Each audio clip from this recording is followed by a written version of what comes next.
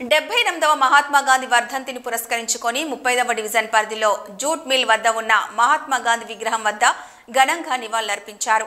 ఈ సందర్భంగా ఎమ్మెల్యే మాధవి మాట్లాడుతూ దేశ స్వాతంత్ర్యం కోసం మహాత్మా గాంధీ చేసిన త్యాగం ప్రతి ఒక్క పౌరుడు గుర్తుంచుకోవాలన్నారు.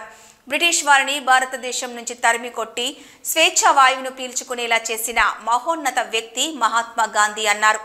ఆదర్శాలు ఎదుటవారికి చెప్పడమే కాదు తాను స్వయంగా పాటించాలని చెప్పిన మహాత్మా గాంధీని అందరూ ఆదర్శంగా తీసుకోవాలన్నారు. అధర్మం, అహింస తదితర మార్గాల ద్వారా దేశానికి స్వాతంత్ర్యం తీసుకురావడం జరిగిందన్నారు.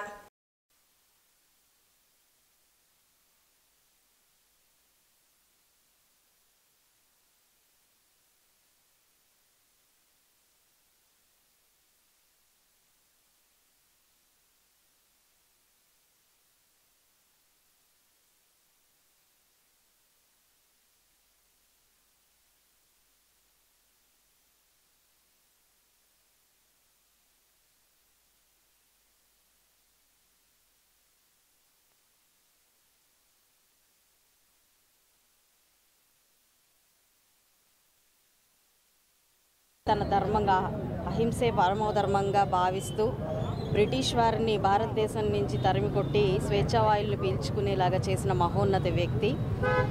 ఆదర్శాలు ఎదుటివారికి చెప్పడమే కాదు తను స్వయంగా పాటించి మాత్రమే చెప్పాలి అని నిలిచిపోయిన గొప్ప వ్యక్తి. మన పితామహుడుగా మన ఫాదర్ ఆఫ్ నేషన్గా ఈరోజు మనం ఆయన్ని గుర్తు చేసుకుంటూ ఉన్నాము అనంటే ఆయన జీవిత విధి విధానాలు పాటించిన ఆయన స్ఫూర్తియే మనకి ఆదర్శంగా. ఈరోజు ఆయన్ని గుర్తు చేసుకోవడం నిజంగా మనందరి కర్తవ్యం, మనందరి ధర్మం. ఇలాగ గణ నివాళులు అర్పించి కేవలం ఆయనకి దండ వేసి మాత్రమే గ్రాటిట్యూడ్ తెలుపుకునే పరిస్థితే తప్ప అంతకు మించి మనము అలాంటి మహామనిషికి ఏమీ చేయలేని పరిస్థితి.